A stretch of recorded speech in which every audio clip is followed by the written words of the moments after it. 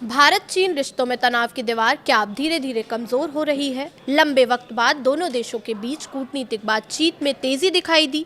NSA Ajit Doval और चीन के उपराष्ट्रपति हांग जेंग की मुलाकात ने नई उम्मीद जगाई है। तो क्या ड्रैगन के साथ रिश्तों की नई कहानी लिखी जा रही है? नमस्कार, मैं प्रिया श्रीवास्तव और आप देख रहे हैं न्यूज़ 18। भारत और चीन के बीच रिश्तों को सामान्य बनाने की कोशिशें एक बार फिर तेज होती दिखाई दे रही हैं।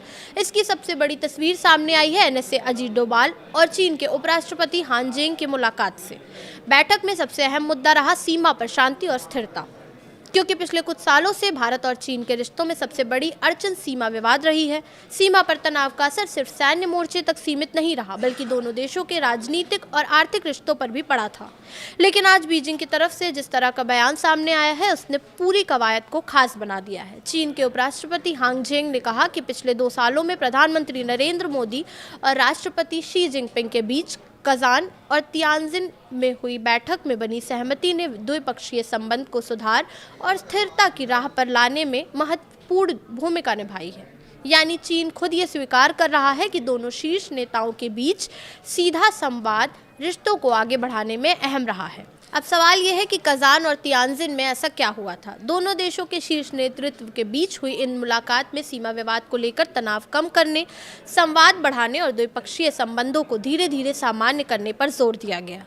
इसी प्रक्रिया को अब आगे बढ़ाने की कोशिश हो रही है। हान जेंग ने कहा कि दोनों देशों के शीर्ष नेताओं के बीच बनी सहमति को जमीन पर लागू करना चाहिए। यानी संदेश साफ है, सिर्फ बातचीत नहीं बल्कि जो सहमति बनी है उसे अमल में भी लाना होगा। दूसरा बड़ा मुद्दा है रणनीतिक आपसी विश्वास।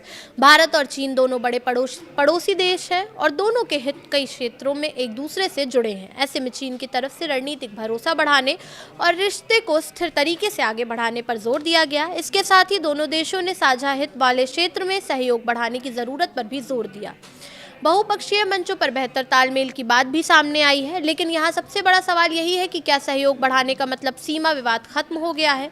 जवाब है नहीं। सीमा का मुद्दा अभी भी दोनों देशों के रिश्तों का सबसे संवेदनशील हिस्सा है। यही वजह है कि हान जेंग ने मतभेदों को सही तरीके से मैनेज करने की बात कही। उनका कहना है कि मतभेदों को रिश्तों की दिशा तय नहीं करने देनी चाहिए, बल्कि संवाद और सहयोग के जरिए इन्हें नियंत्रित करना चाहिए। यानी दोनों देशों के बीच एक नया फॉर्मूला दिखाई दे रहा है। मतभेद अपनी जगह, लेकिन संवाद बंद नहीं।